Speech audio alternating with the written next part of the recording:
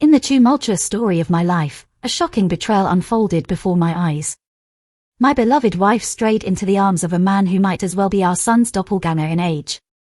In response, I orchestrated a silent symphony of transformation. Like a phantom vanishing from her life after 23 years of companionship, my actions spoke volumes. But the next act she performed took a considerably darker turn. Allow me to narrate the gripping tale. Join us on the captivating journey by subscribing to AmITheA on YouTube and ensure you never miss a chapter with the notification bell. She chose to shatter our marriage and dismantle the home we had painstakingly built for a charming suitor, a man who, amusingly, possessed a soft side. Her response echoed the same sentiment she had shared with him during their previous conversations. She professed love for him and cherished their moments together, yet she couldn't bear to lose me.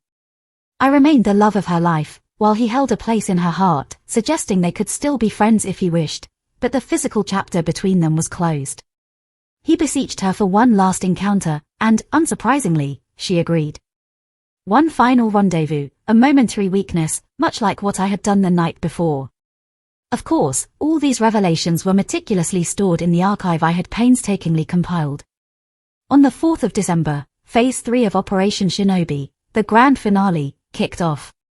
Divorce papers were in hand, my new place of residence secured, and it was time to gradually relocate my belongings from our shared home. However, the most challenging task lay ahead, breaking the news to our sons. I summoned my eldest on that fateful Friday night. Both boys gathered in my office, as I laid bare the truth. Not every sordid detail, but the fact that their mother had been unfaithful for over a year, and divorce was imminent. The revelation hit my 17-year-old particularly hard, as he had recently experienced infidelity in his own life.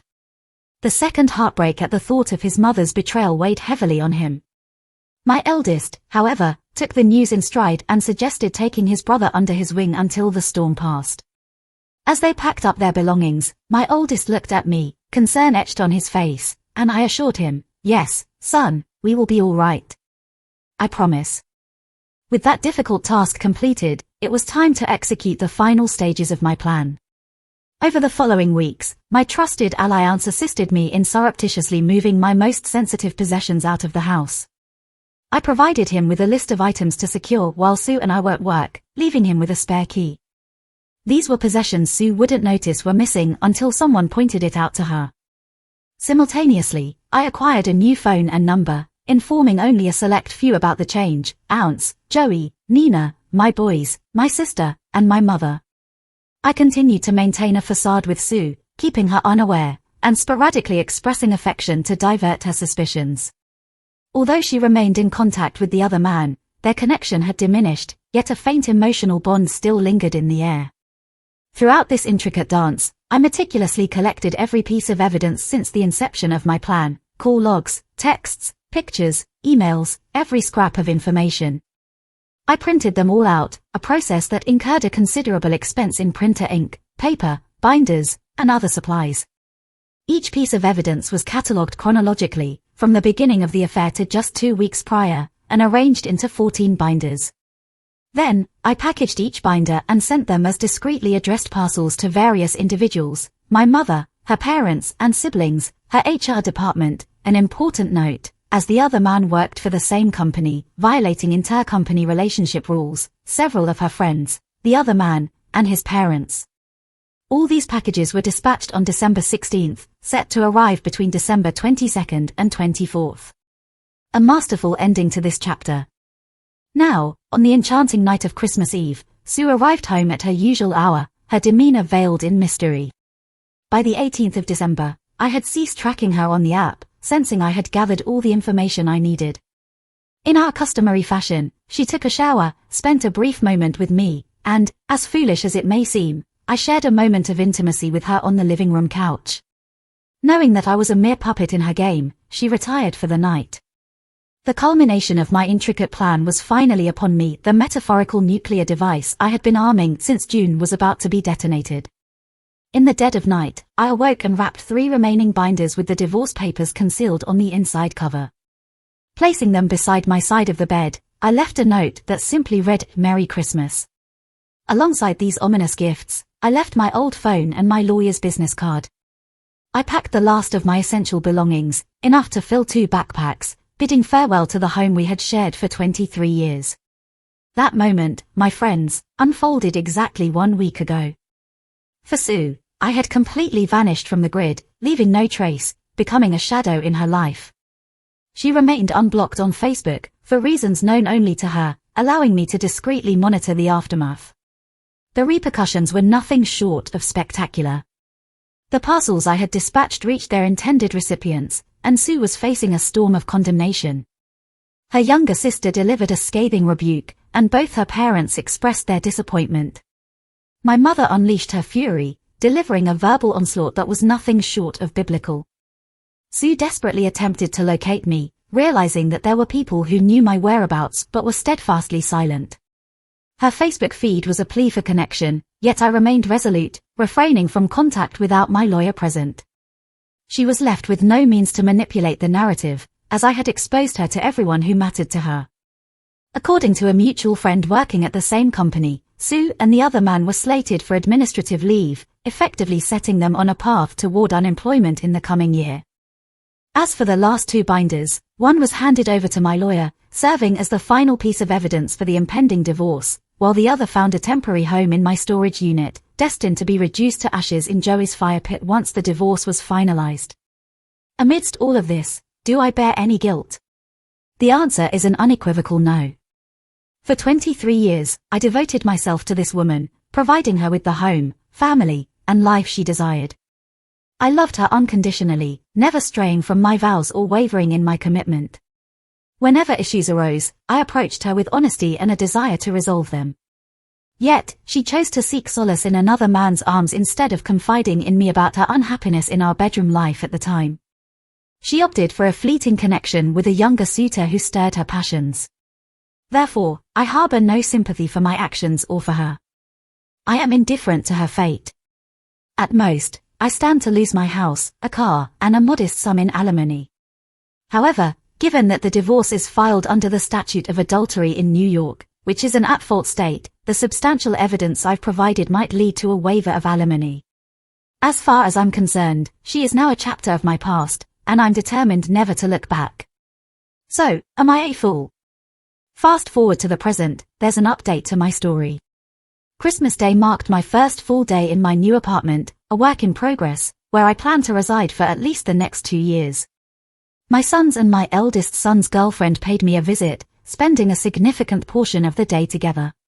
The girlfriend brought delightful homemade treats and prepared a splendid meal. I had the opportunity to engage in heartfelt conversations with my sons, a connection I hadn't experienced in quite some time. It was a moment of warmth and connection, a testament to new beginnings. Now, let's delve into recent events. My older sister graced us with her presence, bearing delightful treats and the joy of reuniting with her nephews, a reunion that had been delayed by almost a year. Having them all around me was a balm for my soul. Without their comforting presence, I might have resorted to drowning my sorrows in alcohol. As the clock neared 8 in the evening, our gathering dispersed, and I felt an urge to spend some quality time with my close friend, Joey, and his charming wife, Claudia. We shared a few hours in each other's company, enjoying a drink or two, before I eventually returned to the sanctuary of my new home. The next significant development occurred just last week. In the middle of the day, I received a text from Nina, inquiring about my availability for the evening. Naturally, I had no prior commitments, so we decided to meet after I finished work. She arrived, and together, we ventured to a nearby restaurant in the heart of New York City. Indoor dining was a possibility due to the pandemic's restrictions, but with many choosing to dine in less frequently these days, finding a table was not a challenge. Over dinner, Nina unburdened her heart, laying her cards on the table. I had sensed this moment approaching, and she confessed that her feelings for me had endured since our teenage years. Circumstances had prevented her from sharing her sentiments with me, as Sue had entered my life and claimed my heart. To provide context, I've known Nina for 2 years longer than I've known Sue. Our friendship was founded during our high school years when we were the social outcasts, the raver kids who didn't fit into the traditional cliques. Back then, Nina had faced weight issues and battled diabetes, and she stood out as the goth chick with a cool demeanor, yet sadly, no one gave her a second glance. Nevertheless, we always shared an undeniable chemistry. In the years that followed, Nina underwent a remarkable transformation, blossoming into a truly beautiful woman. In short, we decided that, once my divorce was finalized, we would embark on a new chapter together. That evening, we found solace in each other's arms, a decision that I don't regret in the least. Nina had been a far better friend to me than Sue ever was, consistently supporting me even when it meant taking a step back from her own emotions to allow me to pursue a life with Sue. This selflessness touched me on a profound level, confirming that it was the right decision to explore a future with Nina. Shifting our focus to the recent past, it was a crucial day when I met with my wife and her attorney to discuss our impending divorce. 2 weeks had elapsed since my abrupt departure from her life. This past Monday, I received a call indicating that Sue's attorney had scheduled a meeting to negotiate the terms of our divorce, which took place yesterday. I engaged in a discussion with her attorney on Tuesday morning to explore the details. In essence, I sought an uncontested divorce on the grounds of marital neglect by Sue. My proposed terms involved a fair division of assets, and I intended to sell my share of our home to her. She was welcome to keep the house, while I would retain the vehicles. The division was amicable, and under the pretext of marital neglect, she would not receive any spousal support from me. As for my 17-year-old son, he was free to choose his residence following the divorce, and it was likely he would opt to stay with me. Wednesday arrived, and I dressed in my finest attire, channeling my inner Johnny Cash, as I prepared to meet my wife and her attorney. My wife looked weary, her composure barely holding, as I maintained an unwavering, stoic demeanor. I won't bore you with the legal jargon and intricacies of the meeting. In summary, her attorney presented a proposal for reconciliation, which I promptly declined. I will spare you the tedious details of the meeting. In the end, we agreed to a legal separation, leading to an uncontested divorce. The only alteration to my terms was that I would provide temporary spousal support, amounting to $653 per month, to cover utility expenses until she secured gainful employment. Yes, both she and the other man had lost their jobs. She possessed sufficient savings to sustain herself for a considerable duration, even if she were to drag her feet in finding new employment. Once a full year had passed after the divorce's finalization date, she would stand on her own. A small price to pay for my liberation from a disloyal relationship. The process would take roughly 3 months, with no setbacks, and by early April, I would be free from her. After the meeting, my lawyer shared some final words and assured me he would keep me informed of the filing's progress. As I stepped onto the street, Sue followed, requesting a conversation. I decided to grant her that much. During our conversation, she struggled to contain her emotions, her remorse evident as she expressed regret for her actions. She confessed that she had never intended for her connection with the other man to evolve into love but recognized that it was wrong to portray her own husband in such a negative light. She implored me to consider forgiveness, suggesting that, in a few years, we might have a chance to start anew. She struggled to imagine a life without me. In response, I informed her that she needed to begin envisioning that life soon because our conversation marked the final interaction we would ever have. I explained that my 17-year-old son was on the cusp of adulthood, with the autonomy to choose his path. I conveyed that I had devoted half of my life and an unwavering love to her, only to witness her fall in love with another man. I emphasized that there was no possibility of my forgiveness, leaving no room for reconciliation. Now, we arrive at the turning point in my life story. The love I once held for her had been slowly extinguished over many months as she continually confided in and professed her love to POS, instead of addressing any issues in our relationship directly with me. I told her that I loved the person she once was, but I couldn't bear the sight of who she had become. I made it abundantly clear that if I never saw her again, it would be too soon. It was a somber moment on a midtown Manhattan sidewalk, with her making a scene, her tears flowing freely. Passers-by cast sidelong glances, but at that point, I no longer cared about public perception. I had already taken a sledgehammer to her social and professional life, but I needed to release the last vestiges of emotion I held for her. I concluded by expressing that I didn't regret the 23 years spent as her husband. What I truly regretted was that she had chosen the easier path after 23 years, believing it was the better option. For 2 decades, I believed she was mine, but it turned out that it was merely my turn. With my Raycons in place, I turned and walked away, leaving behind a tumultuous chapter. Later that night, her father reached out and offered an apology. He commended me for always being a good man to his daughter and expressed his disappointment in her actions, believing that he had raised her better. I can't deny that I'll miss the old man. Since my father's passing years ago, he has served as my surrogate father figure. I can envision maintaining a relationship with anyone from her side of the family. After that call, I took to Facebook and symbolically changed my relationship status to divorced. While the legalities weren't yet final, in my eyes, it was a closure. As I've mentioned, when I make a post on Facebook, it becomes an event, and many people began reaching out through Messenger, inquiring about the details. I chose to share the news that I had initiated divorce proceedings with Sue earlier that day. Naturally, Nina called me, stunned at how swiftly I had acted.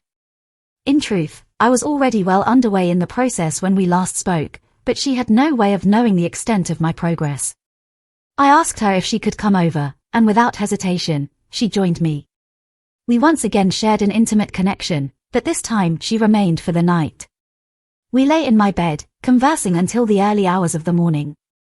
In that moment, I felt an immense sense of relief and a profound connection that had eluded me for a long time. Nina understood me in ways that others couldn't, and I found myself irresistibly drawn to her. Yes, some might say I moved on too quickly, but in my eyes, my marriage had ended the day Sue crossed the line with POS. So, that's where we stand.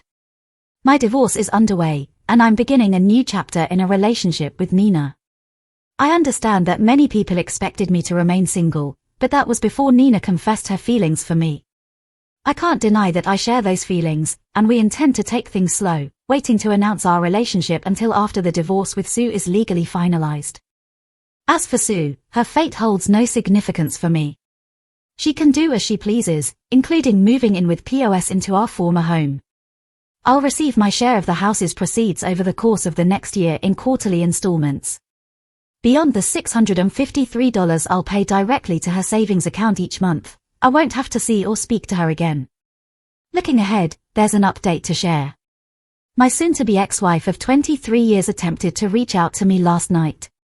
To provide some context, I discovered my wife's affair with a 27-year-old co-worker, and I had crafted an elaborate plan to expose her infidelity. While I moved my belongings, secured divorce papers, and initiated my exit strategy, I had also been conducting a convincing ruse to convince her I was having an affair. After amassing evidence of her affair and completing the necessary preparations, I sent out packages containing the evidence to the most significant people in her life and her HR department, timed to arrive on Christmas Eve.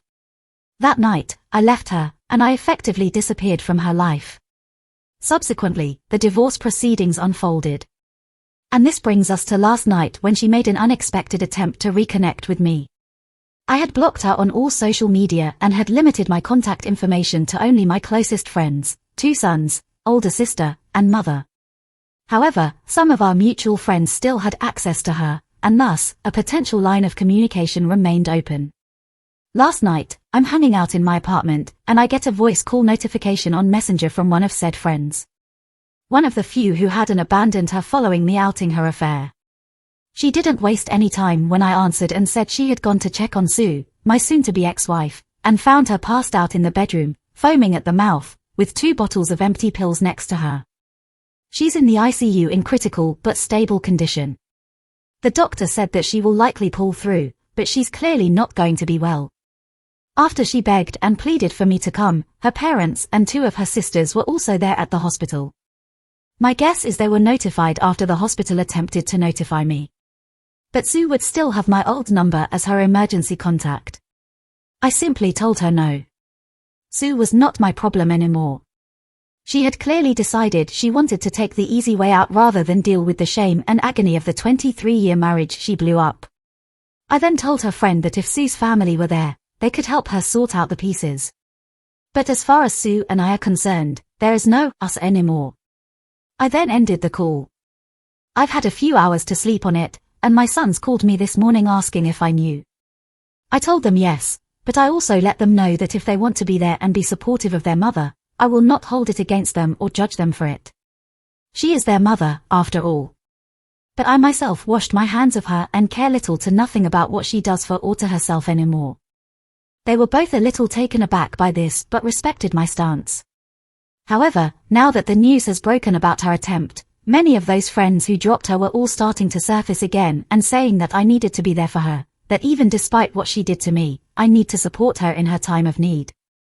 I've also been informed that her affair partner tried to visit her this morning but wasn't allowed because he's not family. I'm getting dogpiled on to go see her, but I feel nothing for this woman anymore.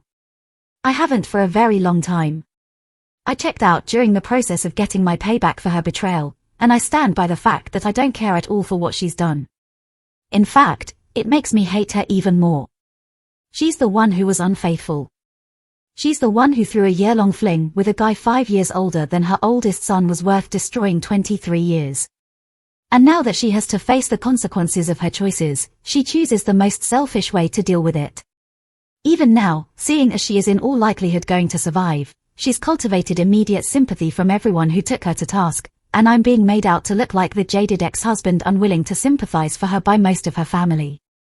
Not her dad. He's reached out to me over the last few hours and said he respects my decision to stay away. It's like I never even truly knew this woman. 23 years, and it comes down to this.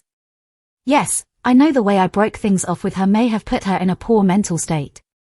But now, a whole new can of worms has been opened up because either she had a complete mental breakdown and decided to self-delete herself, or she made an extremely risky and calculated move to call favor back from people who just weeks prior condemned her for betraying me.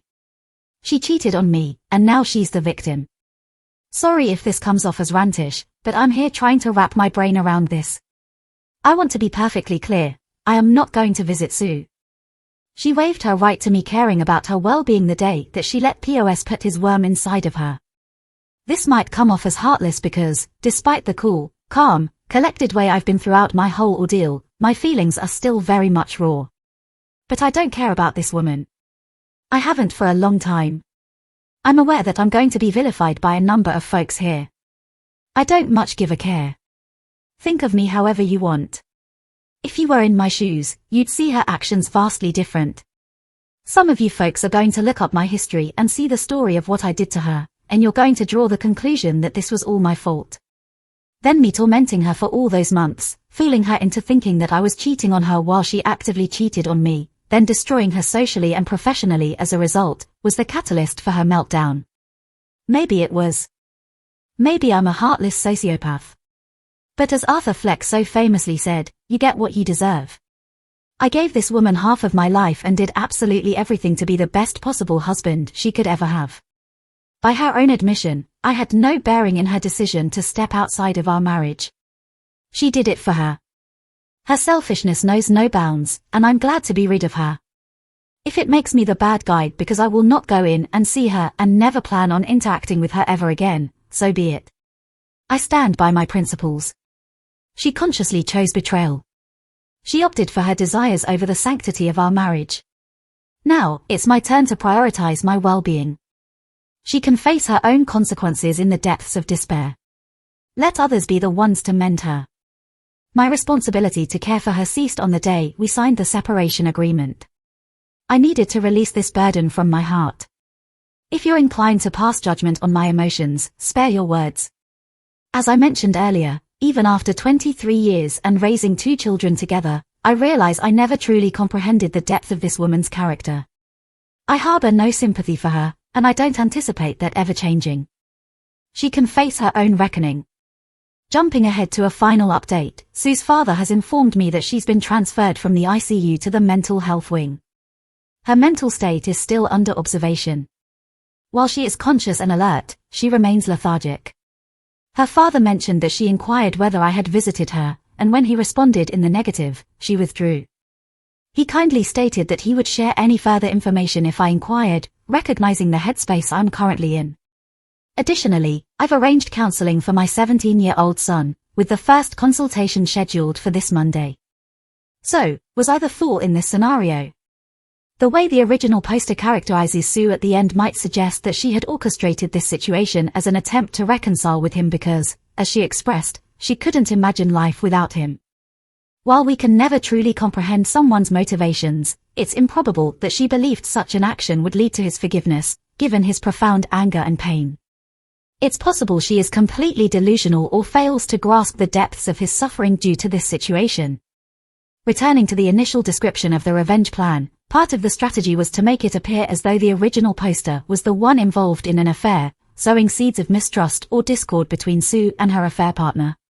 Despite all the planning and manipulation, it appears that her affair partner still desires to be with Sue, despite the original poster's efforts. His hospital visit doesn't necessarily confirm this, but his heartfelt declaration of love and desire to be with her, even with the original poster's scheme already in motion, suggests that he still seeks a future with her. Thus, there remains a possibility that she may reunite with her affair partner, despite the original poster's actions. The original poster is adamant that he no longer cares, even if she moves her affair partner into their old house.